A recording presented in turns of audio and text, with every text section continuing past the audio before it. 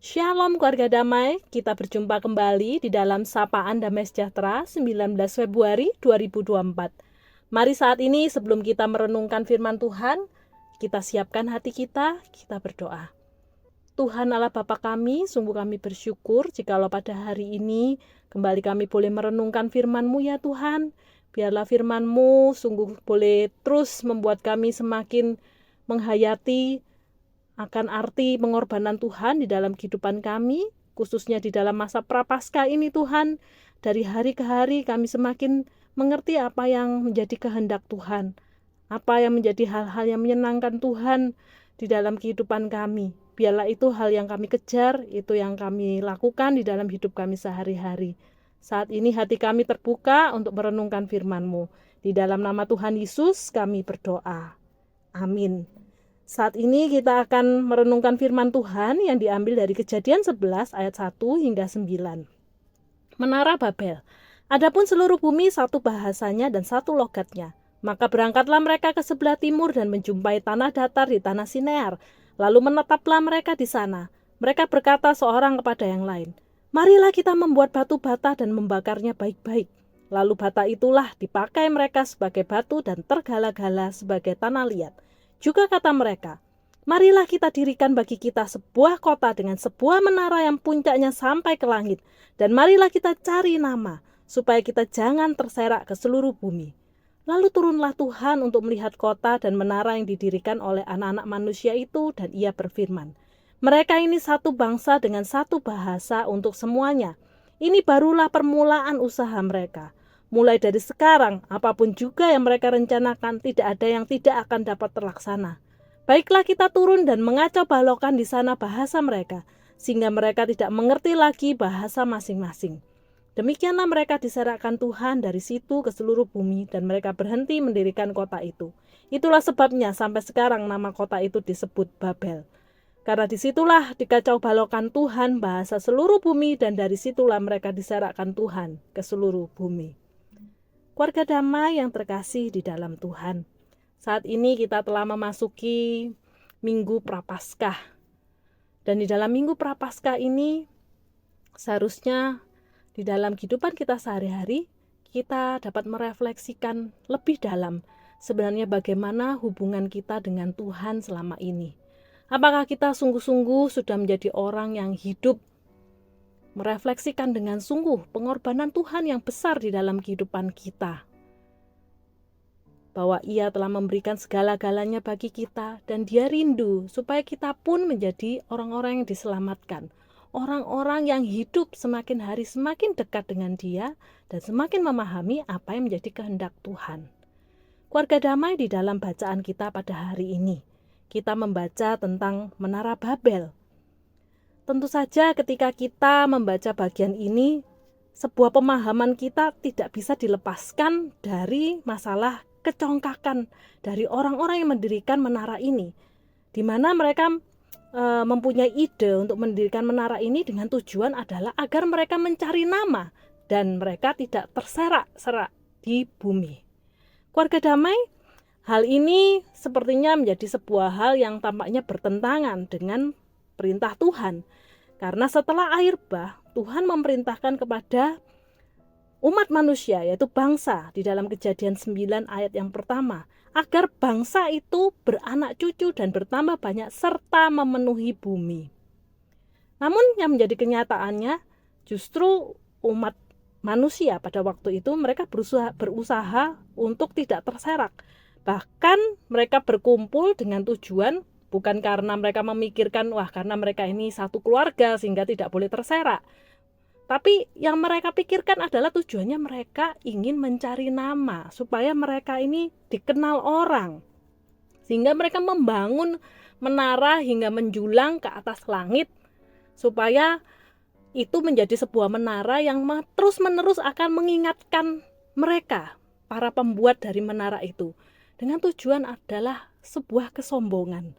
Itu yang menjadi tujuan hidup mereka saat itu. Hal inilah keluarga damai yang tentu saja bertentangan dengan rencana Tuhan di dalam menciptakan manusia pada waktu itu. Tuhan menciptakan manusia dengan sebuah tujuan yang indah, dengan sebuah tujuan untuk memenuhi bumi dan juga menjalankan visi yang dari Tuhan di dalam masing-masing kehidupan mereka. Namun apa yang terjadi? Umat tersesatkan dengan ego mereka, dengan keinginan, dengan kepentingan-kepentingan diri mereka sendiri.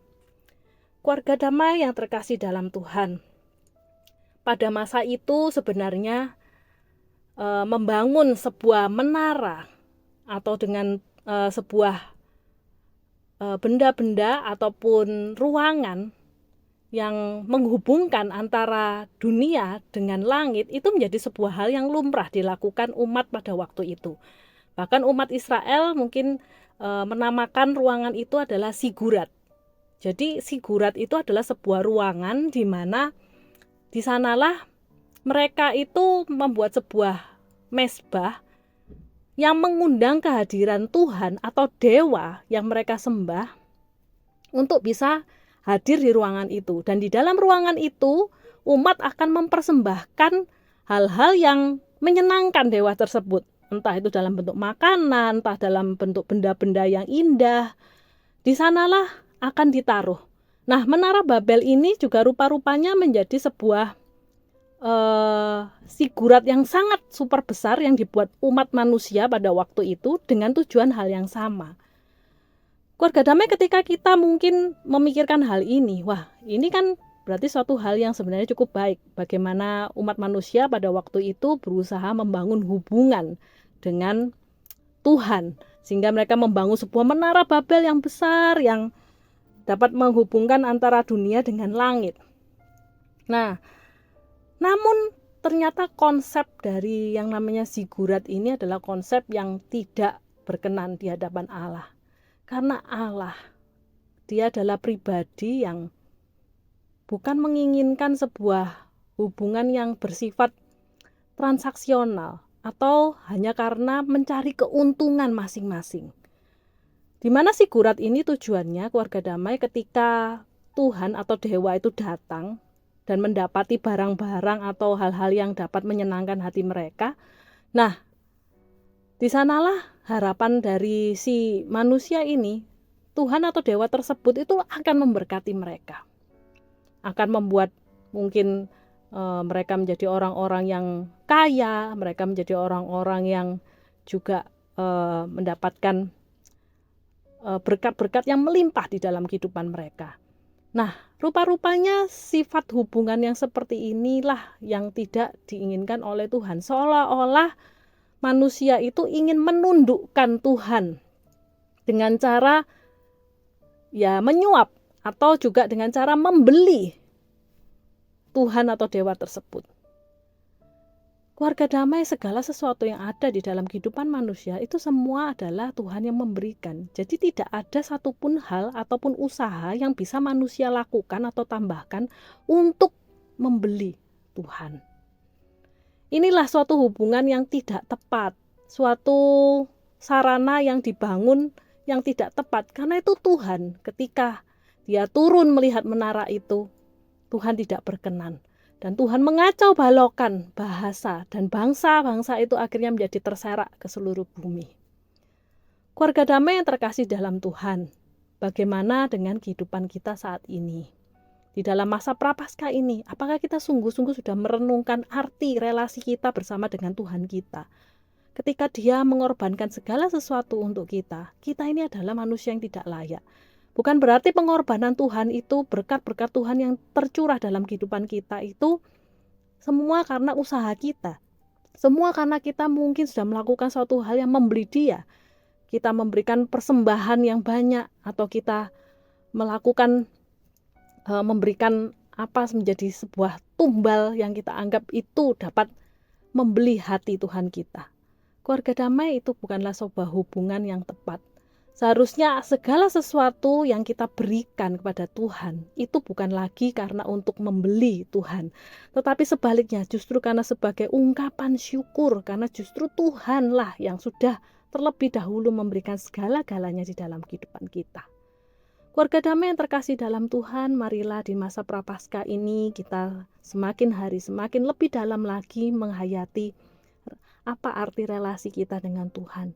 Sungguhkah kita sudah membangun sebuah relasi yang tulus, yang bukan berdasarkan keegoan kita sendiri. Bukan hanya kita mengharapkan berkat-berkat yang melimpah dari Tuhan, tapi sungguh-sungguh karena kita mengasihi Tuhan kita.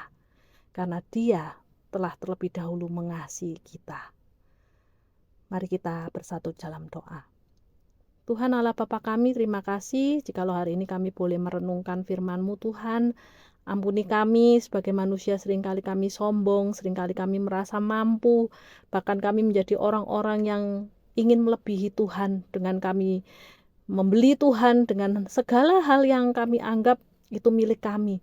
Tuhan ampuni kami, biarlah hari-hari ke hari kami semakin menyadari bahwa kami ini tidak berarti apa-apa tanpa Tuhan, dan segala sesuatu berasal dari Engkau, dan biarlah hal yang dapat kami kembalikan kepada Tuhan hanyalah hati yang penuh ungkapan syukur, hati yang tulus, hati yang semakin hari rindu untuk melakukan apa yang jadi keinginan Tuhan dalam hidup kami. Tuhan, inilah menjadi seruan doa kami. Di dalam nama Tuhan Yesus kami berdoa. Amin.